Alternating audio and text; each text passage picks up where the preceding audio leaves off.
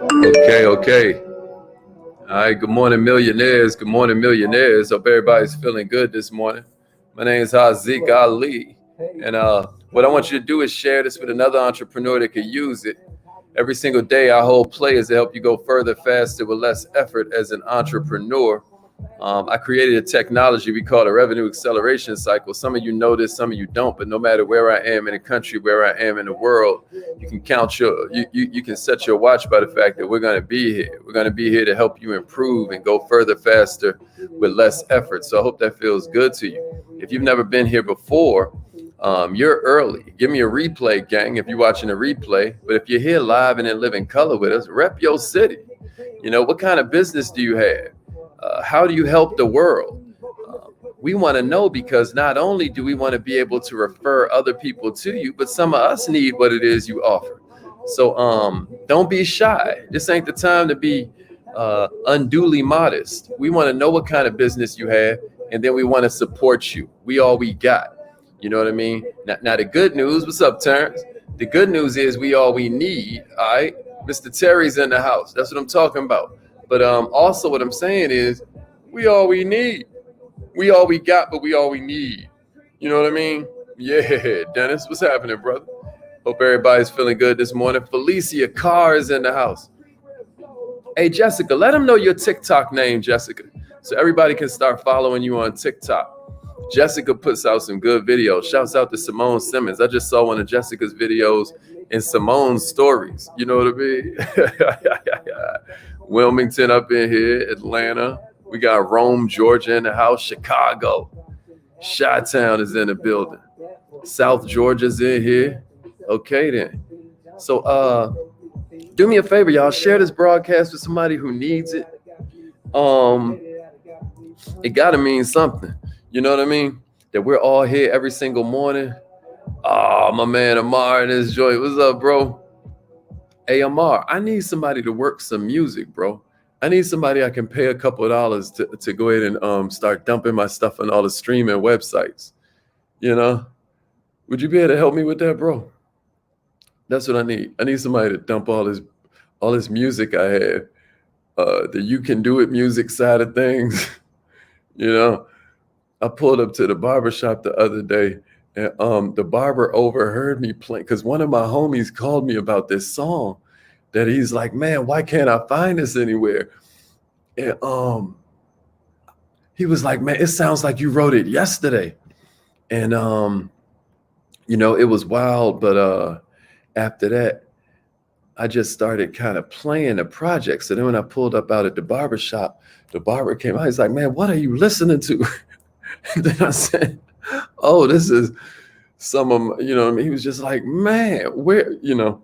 So it's like God keeps on sending me signs and stuff. So yeah, appreciate that, Amar. I also realized I need to call my boy Ski.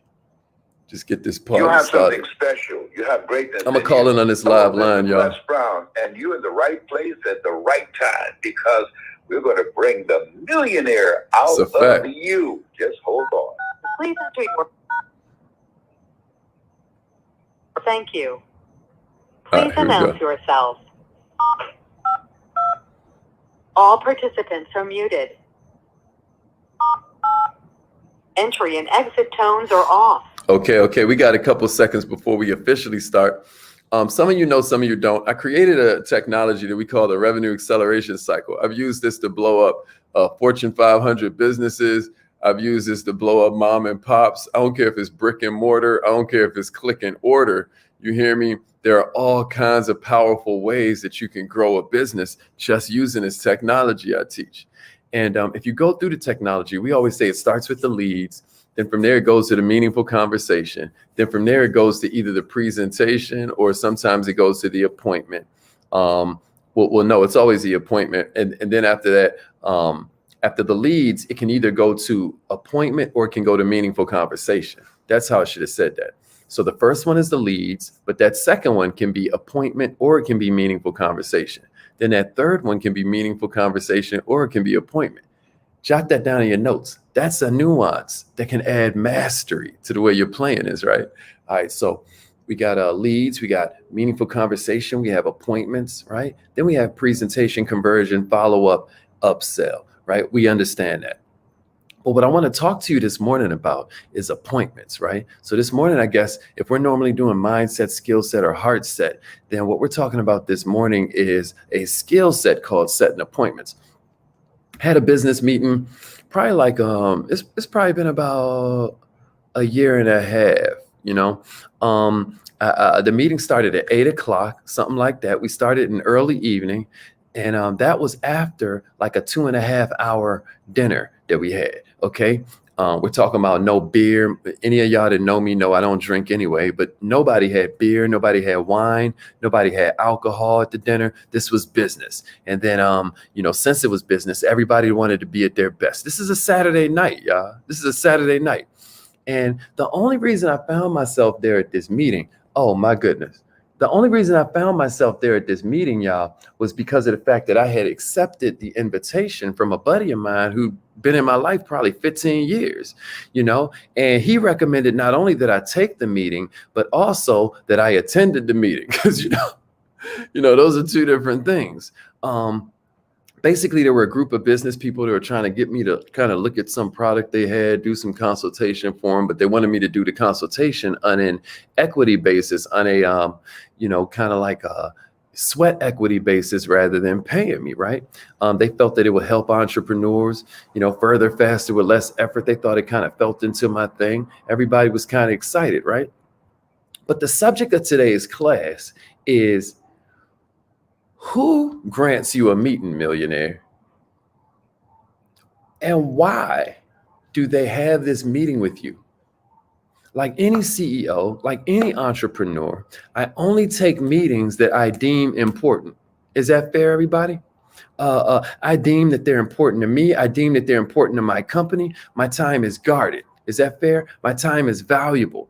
And these days, just like a bunch of y'all, it might take a little bit more to get me on the phone. I ain't gonna lie, right? It might take a little bit more for you to be able to see me for an hour. I'm not gonna lie. I'm always eager to see what's new. Don't get me wrong, but I tend to take meetings through other people that I trust. Yesterday, somebody, and this is my homie, he jumped on my calendar and I was like, hey, remind me, did I give you this calendar link? And then he was like, nah, actually you didn't. Someone else had given it to me. And I was like, that's the thing. Because I tend to more take appointments through third party. You don't just want to pop up on my calendar. I could be doing anything. I could be anywhere. And so you always want to make sure that it's coming through but that's just one nuance on the issue where regardless of why, many of us hit a certain level, and I'm being over explanative so that you see that maybe this is you too. Maybe you maybe you aren't scaling your business the way you want, but you can still relate to the fact that like you're going to accept a meeting a lot easier if it's coming through a third party, if it's coming through a referral, if it's coming through a testimony. Am I making sense? Can somebody say that? Can somebody say third party, referral, or testimony? Can somebody say that in the comments? Third party, referral, or testimony. You probably don't accept all that many appointments from a cold call. Think about that. Now, I'm breaking this down to you because some of us are trying to get into these meetings and jump straight to the decision maker. How many of us would go straight to the decision maker if we could? That's why I want you to think about this. You know how we always say empathy is a superpower? Empathy is a superpower, right? So what if instead of taking it personal when we get turned down, we actually thought of it from the point of view that I would respond the same exact way. Think about that, right? Like I would actually respond exactly the same. What would make me respond differently? Oh, a third party, a referral, or a testimony. Am I making sense? A third party, a referral, or a testimony. What I'm going to do now for the next couple minutes is I'm going to share with you a couple scenarios, right? I'm going to share with you what happened. I'm going to share with you why it happened so you can try to correct or upgrade or upscale the way you make appointments. Is that fair, everybody? I want to upscale the way you make appointments. I want to upscale the way you speak with decision makers, right? Here are 4 different scenarios that any appointment can come in with. These are 4 different scenarios any appointment can come in with. All right, here we go. The first one is that the CEO of that company knew of me, was a fan of mine, knew I'd be a perfect fit, and chose not to call me because he knew that was the weakest way to try to get to me.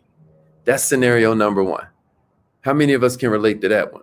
The CEO knew not to reach out to me directly because he knew that would put him in a weak posture place. He knew that would make him lower himself in an undue manner. Even though he knows we're perfect, he chose not to hit me up because he knew that wasn't the strongest way to get to me. How many of us can relate to that? If you can relate to that, say, cold calls don't work, and then give me a share. Well, no. Cold calls are harder, and then give me a share. Cold calls are harder, and then give me a share. Cold calls are harder. Somebody write that if you can relate to scenario number 1. Cold calls are harder. Can somebody give me that? Is somebody feeling that? Cold calls are harder. Here's the second scenario. Yeah, that's right, Allie. All right, so here's the second scenario.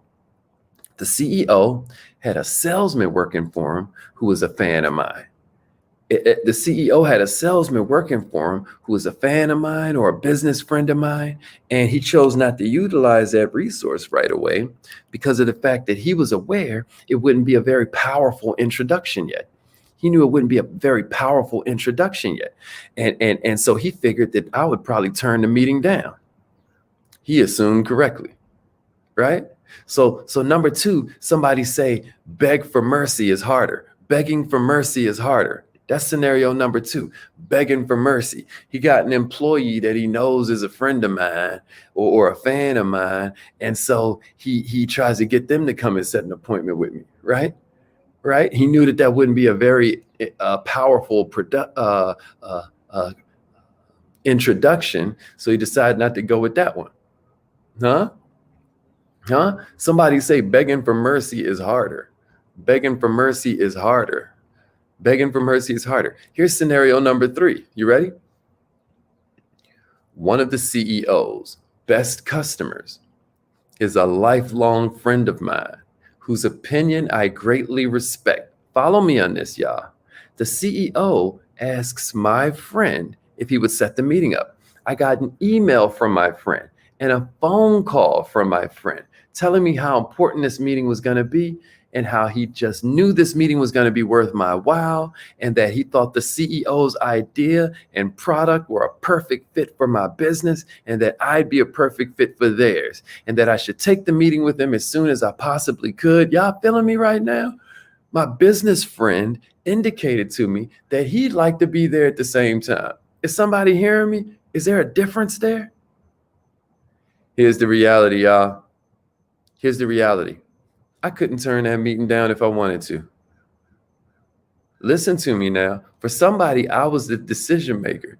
To you, I'm just this self-esteem development expert. I'm just this revenue acceleration coach. But for them, I could be the chief executive decision maker. If I'm the one in charge of whether they get to move forward with their goal as it relates to me and my company or one of my businesses, right? So the whole idea here is that in this case, I'm the chief executive decision maker. You have different situations in your life where you're the chief executive decision maker. Here's the point. When it comes to me this way, or if it came to you this way, or if it comes to the big dog you're trying to reach in this way, here's the reality. They can't turn the meeting down. Is that cold? Think about this. I respect my friend. He was enthusiastic about the whole idea, and he was willing to physically be present at the meeting. I can't say no. But I promised you 4 scenarios. I promised you 4. Here's the 4th one that I want you to kind of consider because this can happen too. Scenario 4 didn't enter into this process that I'm describing, but I'd be remiss not to mention it. It's when the person requesting the meeting has a bigger name, right?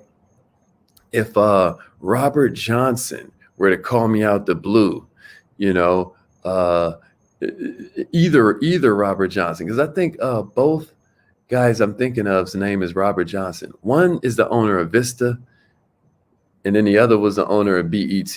and the Charlotte Bobcats. But I think both of their names are Robert Smith. But if Robert Smith calls me out the blue on the phone, like, hey, Hazik, do you ain't even got to call me Mr. Ali, right? It's like, hey, Hazik, do you have a couple minutes to meet with me? Do you have some time to meet with me? What's Hazik doing? Hazik is jumping on an airplane and flying 5,000 miles for that meeting, right? I'd fly 5,000 miles to meet with either one of the Robert Johnsons. You got me? So that's scenario number 4. So to recap, here are the 4 different meeting scenarios, right? 1, make the meeting on your own where you got to sell like heck, right? It's the hardest way to do it, but that is one scenario. Number 2, create a weak third-party endorsement where the air of skepticism is still hanging in the air thick like morning fog. That's the second scenario, right? The third one, have a respected third-party peer set the meeting. This is a huge neutralizing element in this selling process. And that's how they got me in this case, right? And then the fourth one is that they want to meet with, you want to meet with them way worse than they want to meet with you, right? You want to meet with them way worse than they meet with you. That's what I call the celebrity scenario. If you have some form of celebrity, you can just call people, and a cold call ain't that big a deal. My mentor does that all the time. He'll just call people out the blue, and then for the first 30 seconds, you hear them screaming. You hear me? So sometimes you want to meet with them way worse than they want to meet with you. That was my Robert Smith example, where they're calling me, and hey, at the end of the day, I'm ready to rock. What up, Shadi? How you feel, brother? So what I wanted you to do this morning, whether you are looking to take record business type meetings like my homie Shadi or my homie Amar, or whether you're looking to take meetings with decision makers for a deal you want to present like Ali or Demita, what I'm telling you is that I want you to think about how you make your meetings. I know some of y'all are gonna email me and you're going to tell me cold calls still work and that you still make sales from cold calls. I know that. But ask yourself seriously, y'all. If you could have a choice, would you rather have 10 appointments that were set up using that number 3 scenario, right? Or 10 cold call appointments that probably took you 500 cold calls to get? Think about that. And then I think it's going to change. And then here's a major clue for you. The stronger the relationship, the higher the listening factor. The stronger the relationship, the higher the listening factor. Can somebody give me that? Aaliyah, what's up? That's what's up. What's up, Aaliyah? So I want everybody to remember that. The stronger the relationship, the higher the listening factor. Okay? If you make all your meetings and you mostly use scenario 1, the one where you're cold calling them and all of that, or you mostly use scenario 2 or some real weak referral, the potential customer is still going to be highly skeptical, just like you would be. Now you got to arrive with all your sales weapons loaded. You need your sales knife, your sales Bowie knife. You need your sales rifle, your sales revolver, your sales Tommy gun. Come on, man. What you could do is just play it a different way. There's always a million ways to skin a cat. It's time for us to remember creativity is next to godliness. And when my 15-year-old business friend walked in with this potential new relationship, I was listening to every word that they said. Do you hear me? I gave them my undivided attention. Him walking in with my friend of 15 years, he might as well have been my friend of 15 years. You understand? And this is followed up with a dinner. This is followed up with a late night business meeting and then followed up with a deal. The entire selling cycle was only 8 days. How long is your sales cycle? Somebody write that in the comments. How long is your sales cycle? How powerful are your referrals? That'd be the second question to write in the comments or to write in your notes. 1, how powerful is how long is your sales cycle? 2, how powerful are the referrals that you're counting on? Maybe instead of me talking to the guy at the car lot right away, maybe I form a relationship with one of his top salespeople first. Huh? How open are the doors to your prospect's office? How open are they to meeting with you or someone like you? How open is their wallet? How open is their wallet? I hope this was helpful, y'all. We about to go do our affirmations, you know. If you've never tried affirmations before, then come join us on the live line. You know, this whole YouTube thing, and some of us are on Facebook as well. That's just part of it. You know what I mean? But also what we try and do is get you into this space where you begin to believe your best thoughts about yourself. And believe it or not, repetition is the mother of belief. You know, if repetition is a form of conditioning, which is a form of programming. And, you know, the bad news is that sometimes we get programmed by the world because it's so easy to program us. But the good news is we can program ourselves because it's so easy to program us, right? So what you want to do is call this number right here. If your phone line charges you to call the number, then just text message call me to the number. Just text message call me to the number. And then when you text in call me, what'll happen is it'll ring you back, and then you'll be in there. Even if you don't normally do affirmations, I want to challenge you to try it this morning. You never know. It could be a missing piece that you've been looking for. But if you are on the live line with us, millionaires, repeat after me. I am so happy and grateful